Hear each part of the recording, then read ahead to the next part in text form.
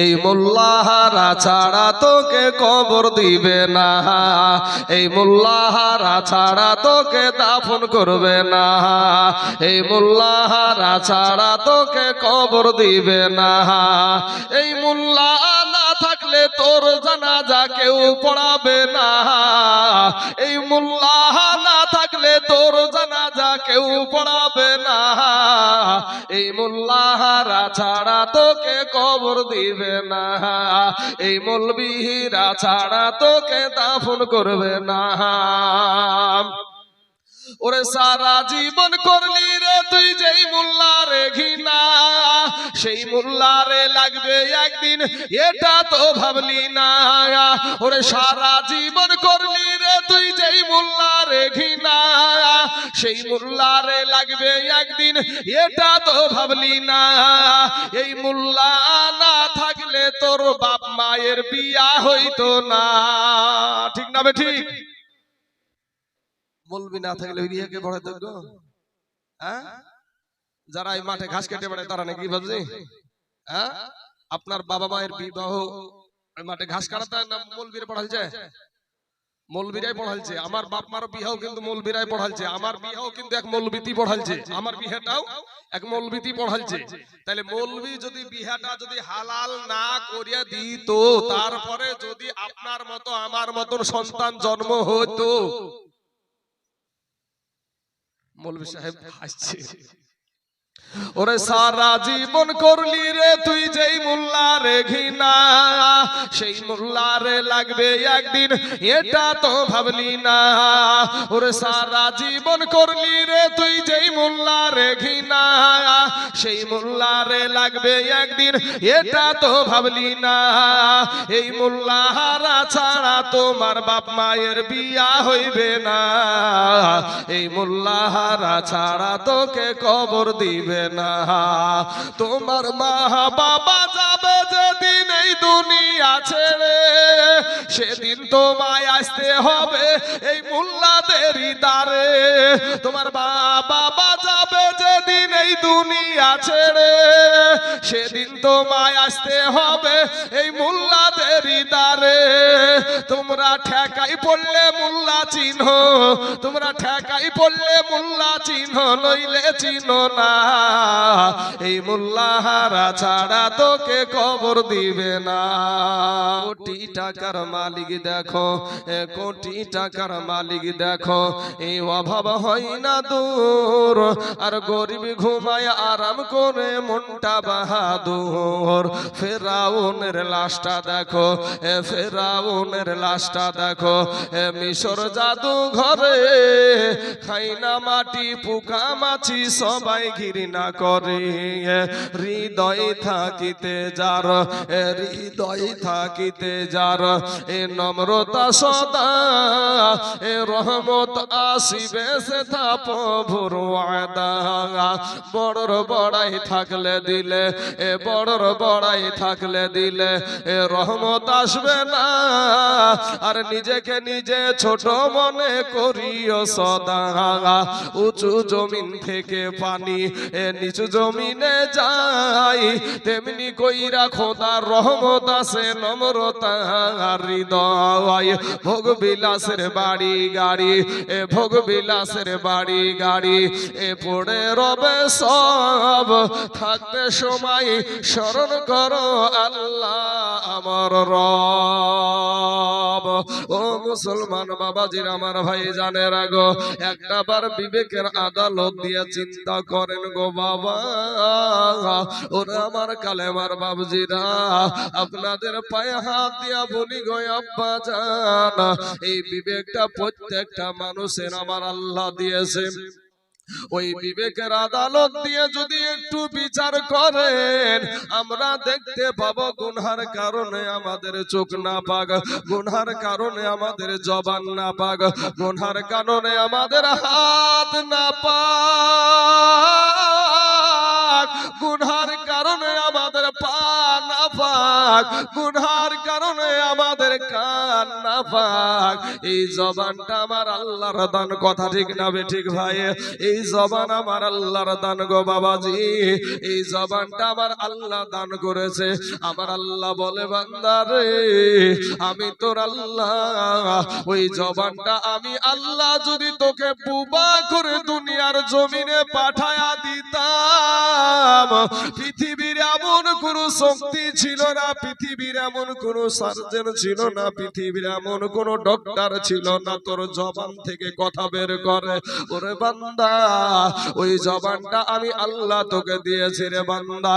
বান্দা রে, ওই জবান দিয়ে তোর মা জননীকে ডাকবি যখন, তোর মা জননীর কলেজাটা ঠান্ডা হয়ে যাবে রে বান্দা। ওরে বান্দা, ওই জবান দিয়া যখন তোর আব্বাকে ডাক দিবি,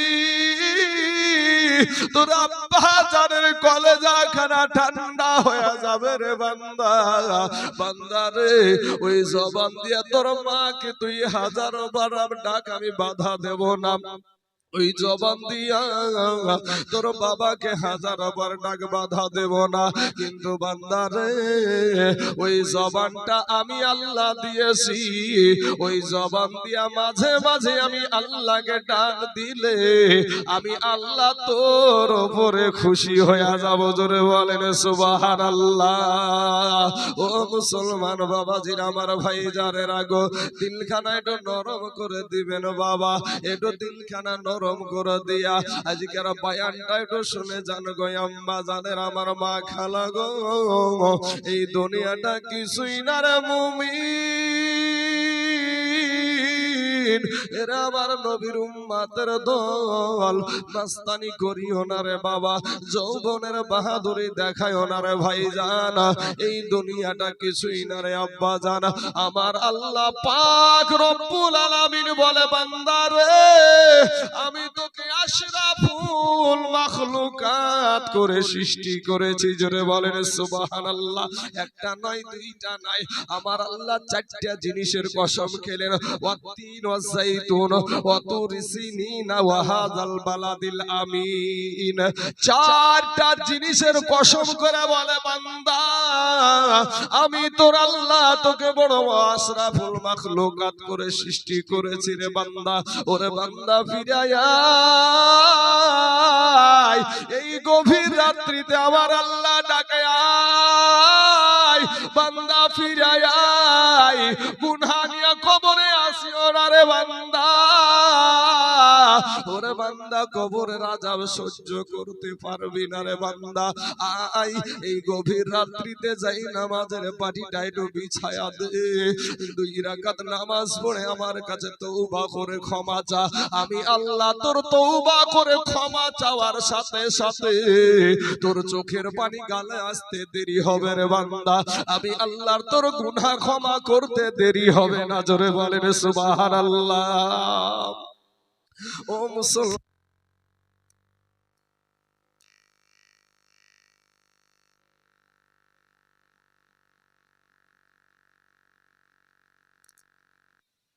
কেন বলছি জানেন? ফারাক্কার ব্রিজ আপনারা সবাই চিনেন নাকি?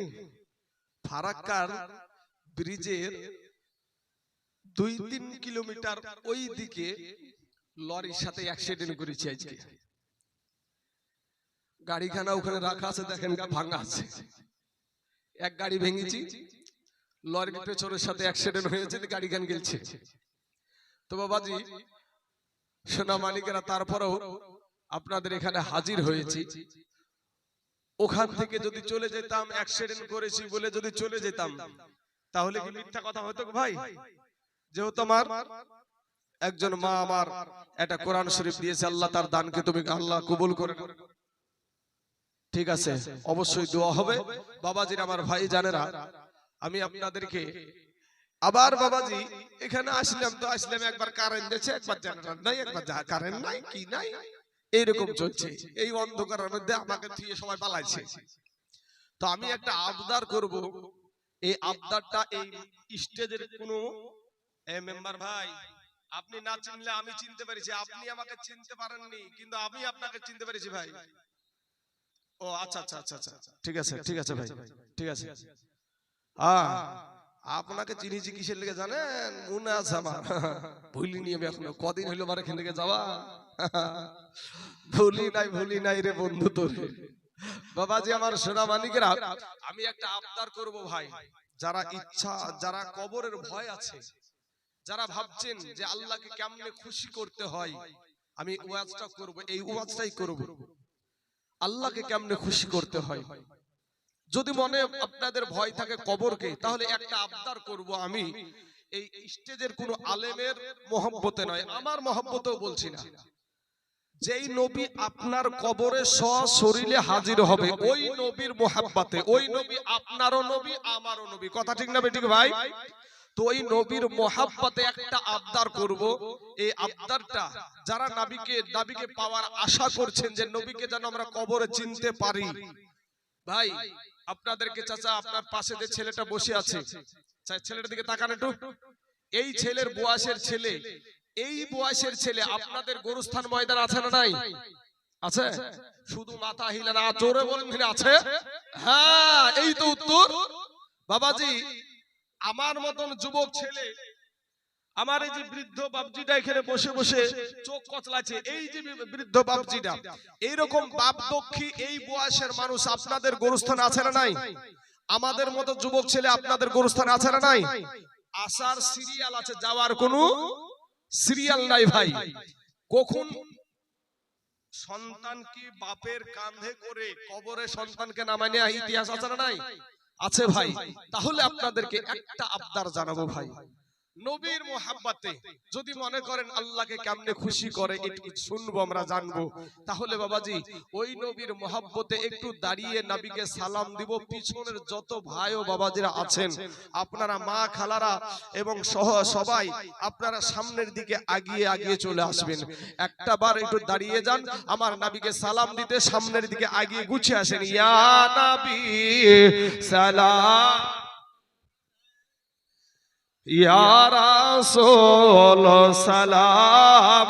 মাশাআল্লাহ মাশাআল্লাহ, ভালো লাগছে ভাই। চলে আসেন, এই তো চলে আসেন, চলে আসেন সমস্ত ভাইয়েরা বাবাজিরা, সবাইকে ডেকেছি, কেউ ওখানে বসে থাকিয়েন না ভাই। চলে আসেন, নবীজির মোহাব্বতে আগিয়ে আসেন।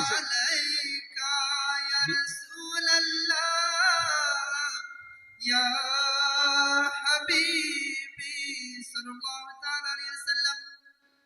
এবার বসে যান, মদিনার গলি, দাঁড়িয়ে থাকেন, দাঁড়িয়ে সালাম না দিয়ে নেন।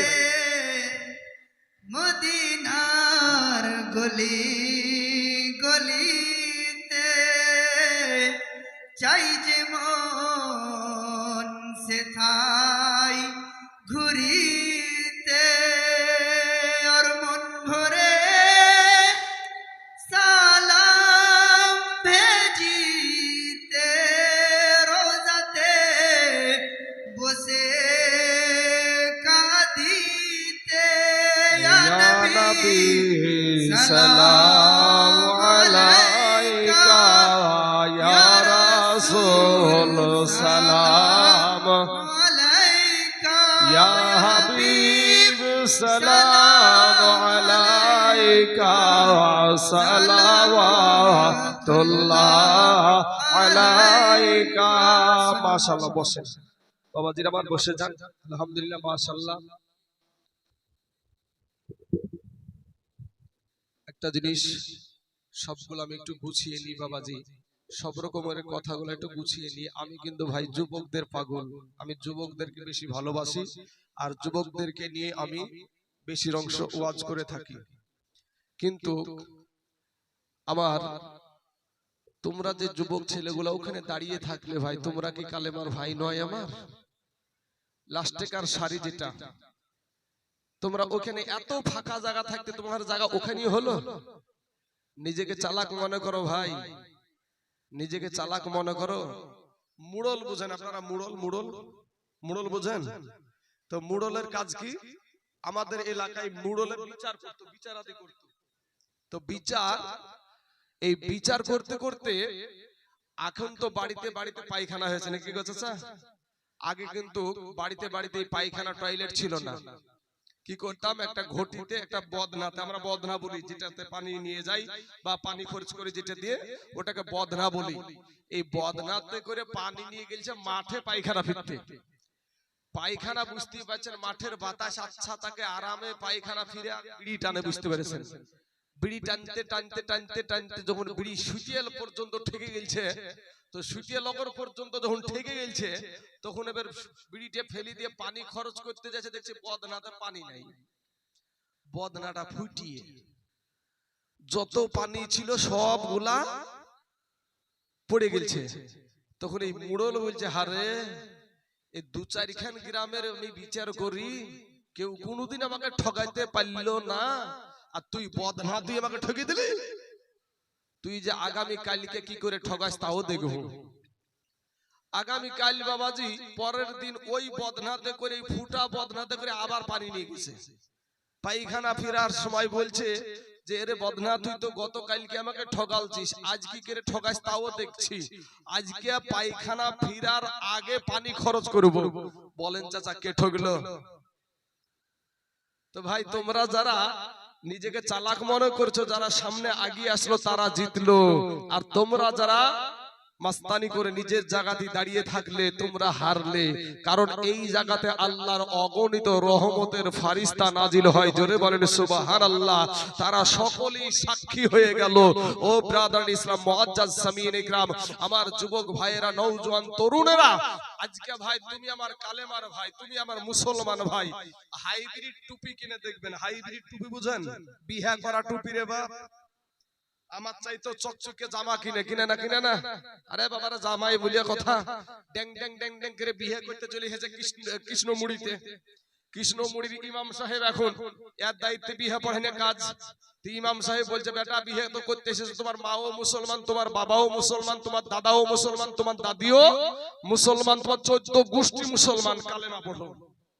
মুখ দিয়ে কালেমা বার হয় না, দেখবেন একটা রুমাল নিয়ে মুখখানে থাকে না বেশি এরকম বাবু?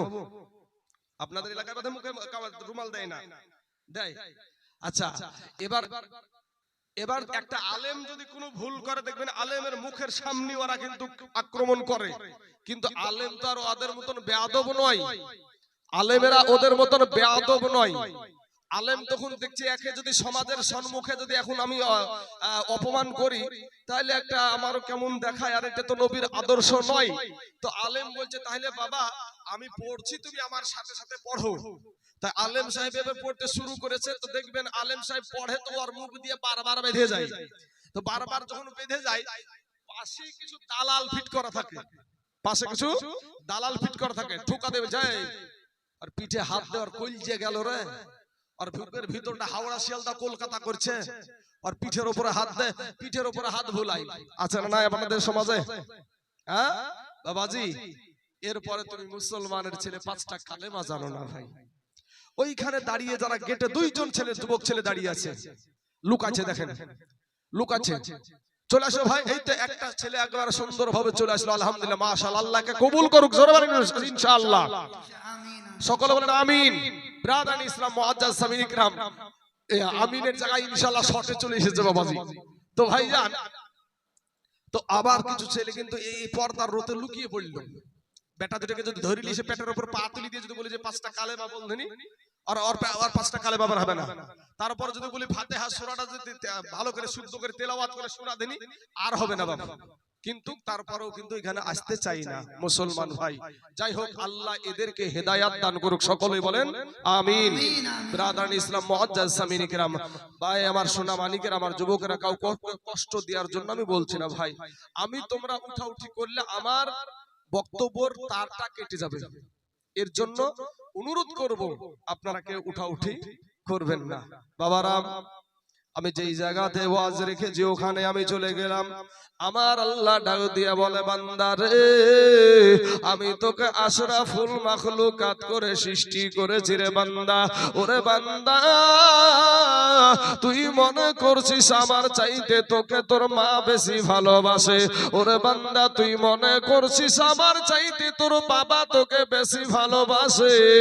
ওরে বান্দা, তুই মনে করছিস আমার চাইতে তোর বিবি তোকে বেশি ভালোবাসে। ওরে বান্দা তুই মনে করছিস আমার চাইতে তোর সন্তান তোকে বেশি ভালোবাসে, না রে বান্দা না, আমি আল্লাহর চাইতে তোকে কেউ বেশি ভালোবাসে না। চিৎকার করে বলেন সুবহানাল্লাহ। বাবা গো, এই গভীর রাত্রিতে আমার আল্লাহ ডাক দেয়, বান্দারে তোকে আমি বড় দুর্বল করে সৃষ্টি করেছি। আল্লাহ কোরআনে বলছেন খুলিকাল ইনসানু দাঈফা, আমার আল্লাহ ইনসানকে বড় দুর্বল করে সৃষ্টি করেছে। ওরে যুবক ভাই,